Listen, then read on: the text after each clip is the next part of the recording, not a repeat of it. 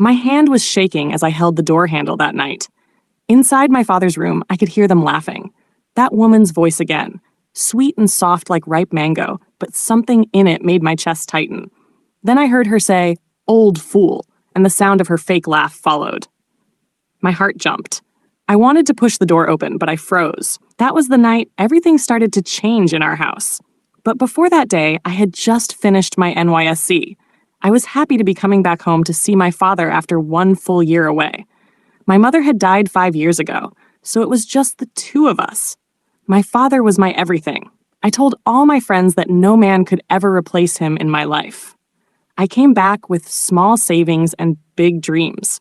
I wanted to start a hair business in town. When I reached home, I saw a strange woman sweeping the veranda. She was slim, light-skinned, and dressed like she owned the house. She looked at me and smiled calmly. I thought maybe my father had finally hired someone to help in the house. I dragged my bag in, greeting her kindly, but she just smiled again, saying, "Welcome, my dear." Before I could ask who she was, my father walked in wearing white kaftan and smelling of perfume. He looked fresh, too fresh for a man his age. He came straight to me. I hugged me and then said with pride, "Chioma, meet your new mother." I laughed because I thought he was joking. My father? Marry again? After all the tears he cried when Mama died? It didn't make sense. But the woman smiled again, not shy, not afraid, just calm like someone who already owned her place. That was when I knew it was not a joke. Days turned into weeks, and the house stopped feeling like home. She moved Mama's pictures, changed the curtains, even told the cook to start making her kind of food. My father didn't see any problem with it. Every time I complained, he said I was jealous or rude. I tried to ignore her, but she always found a way to touch everything that reminded me of Mama. One afternoon, she came into my room while I was folding clothes and told me gently that I should learn to respect elders. I looked at her, wanting to laugh and cry at the same time because we were almost the same age. That night, when I heard her call my father "old fool" on the phone, my whole body went cold. I stood by the door, listening, shaking, and for the first time in my life, I wished Mama was still alive. I didn't know how, but I promised myself that I would find out who this woman really was and what she wanted from us. The next morning, I woke up before everyone. I couldn't sleep after what I heard that night. My mind was full of questions. Who was that man she was talking to? What did she mean by the old fool? I wanted to tell my father, but I knew he would not believe me. He was already lost in whatever love spell she had used on him. I walked into the kitchen and saw her sitting there, drinking tea like a queen. She greeted me sweetly, acting innocent, and even asked if I wanted breakfast. I just said no and left. Something about her calmness scared me more than anger ever could. She looked too sure of herself, like someone who already knew she would win. My father came out later, smiling, and gave her a kiss on the forehead. I turned away. That sight alone made me want to run out of the house. I couldn't understand how he changed so fast.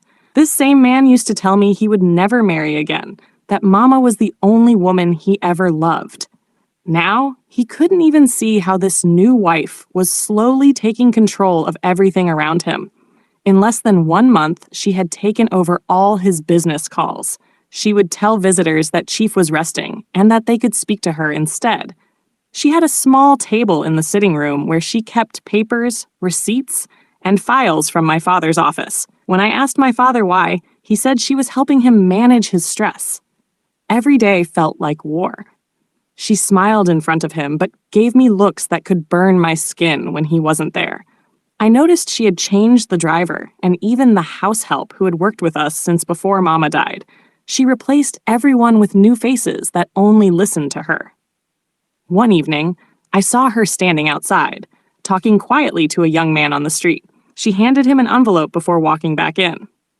When she saw me by the window, she smiled again, pretending nothing happened. I felt like shouting, but I kept quiet. That night, my father called me and told me to respect his wife. He said he didn't like how I was behaving in the house. His voice was sharp, like someone who had already chosen sides. I went to bed crying, wondering how love could turn a man blind. Lying there in the dark, I made a decision. I was going to find out everything about Amarachi. Whatever she was planning, I would stop it before she destroyed my father completely. I didn't know how I would do it, but I was ready to try. The next few days were heavy like rain clouds that refused to fall. The house had become too quiet. My father stopped talking much, always out early, and when he returned, he went straight to his room. Amarachi moved around like a madam who owned everything. Her soft voice filled every corner, but it only reminded me of the night I heard her call him the old fool.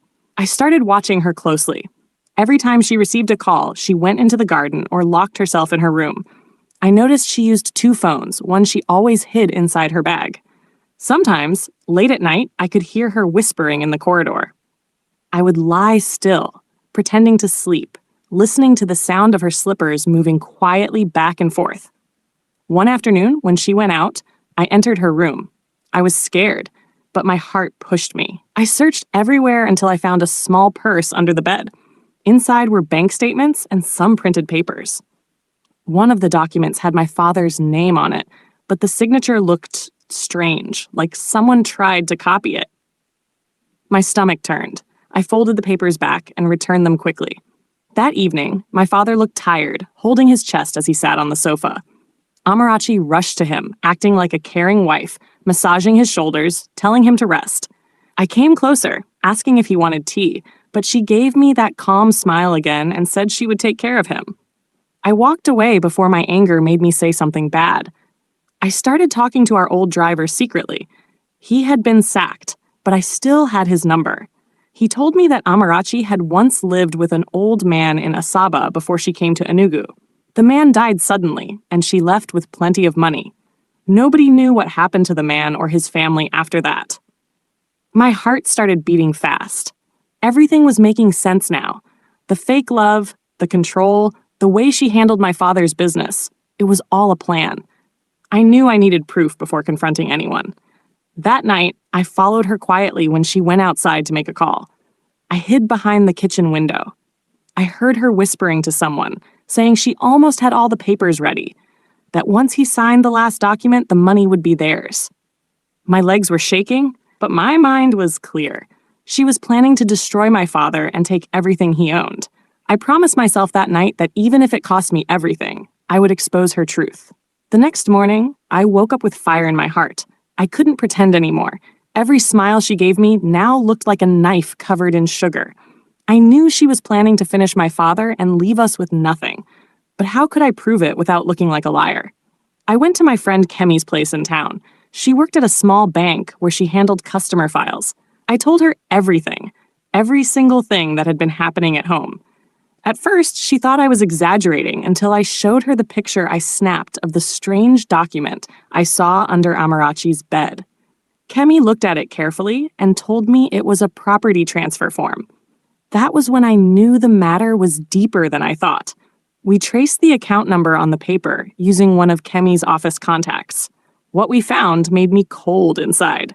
The account Amarachi had been transferring money to belonged to a man named Abuka, the same name I heard her mention on the phone that night. The man was not a business partner. He was her lover. I returned home late that evening. My father was sitting in the parlor watching news while Amarachi sat beside him, pretending to care. I wanted to shout and throw the paper in her face, but I held myself. Instead, I waited for the right moment. I knew I had to be smart. That night, while my father slept, I sneaked into his study and took pictures of the signed documents Amarachi had made him sign. Some were check leaves, others were business authorizations. All pointed to one thing. She was moving money from his company accounts without his full knowledge. The next day, I printed all the evidence and kept them in a brown envelope. I planned to show my father everything that evening after work. But Amarachi must have sensed something. Around noon, she walked into my room without knocking. She stood at the door, arms folded, her eyes dark but calm. She said I should stop digging into things that don't concern me. Her voice was low, almost like a whisper, but it carried power. My heart pounded. She smiled again and said my father would soon send me out of the house if I continued. Then she turned and left quietly. For the first time, I felt real fear. Not because she might hurt me, but because she already had my father's full trust. That evening, I sat on my bed holding the brown envelope and praying for strength. I knew the war was coming, and this time, someone was going to get hurt. When my father came back that evening, I was already sitting in the living room, waiting for him. My hands were shaking, but my mind was made up. Amarachi was beside him, holding his briefcase, smiling like a woman who had won. She greeted me and sat down, crossing her legs gently. My father looked at me and asked why I looked so serious. I stood up, walked to him, and placed the brown envelope on the table. I told him that before he said anything, he should just look through it. He sighed and opened the first paper. I watched his eyes move slowly from one document to another. At first, he looked confused, then angry, then shocked. He asked me where I got those papers from. Before I could answer, Amarachi stood up sharply, her calm face breaking for the first time. She started talking fast, saying I was jealous and trying to destroy their marriage. My father shouted at both of us to keep quiet. He looked at the papers again, then turned to her and asked her to explain the money transfers to Ebuka. The moment he said that name, her face changed. She froze, then looked at me like she wanted to tear me apart. I stood still, not moving an inch. She tried to talk her way out of it, saying it was business, that Ebuka was helping her handle a deal for the company. But my father had already opened his phone and called his bank manager. He confirmed what I had been saying. Millions of naira had been moved from his account within 2 months. The silence that followed felt like thunder without sound. Amarachi suddenly dropped to her knees, crying, begging him to forgive her. But my father's face was blank. He told her to leave his house that same night.